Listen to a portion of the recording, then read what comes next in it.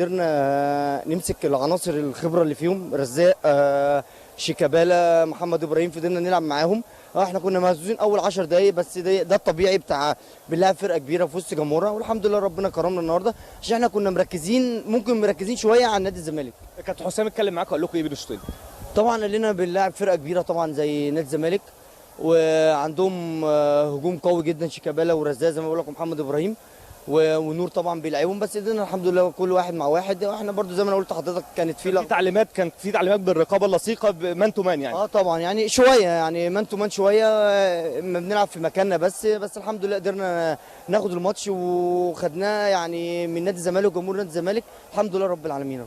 كابتن حسام اتكلم معاكم تاخدوا الماتش فتره لحد ما تكسبوا الثقه، عشان كان فيه اهتزاز زي ما قلت يا كابتن في اول الشوط الاولاني. وقال لك اول فتره نلعب بطريقه بواحد وتحتيه 2، وعدل الطريقه، لعبنا 4-4-2 الحمد لله. يعني كنا على حسن ظن الكابتن حسام، والحمد لله ربنا كرمنا النهارده. ومبروك لنادي انبي وهارد لك نادي الزمالك. انا بقول لنادي الزمالك ده مش اخر المشوار، لسه الدوري في الملعب، وان شاء الله ركزوا في اللي جاي، وان شاء الله في اللي جاي احسن لنادي الزمالك ان شاء الله. بشكرك جدا كابتن. شكرا كابتن. كابتن خالد طبعا عوده للتحليل واستاد النيل. بشكر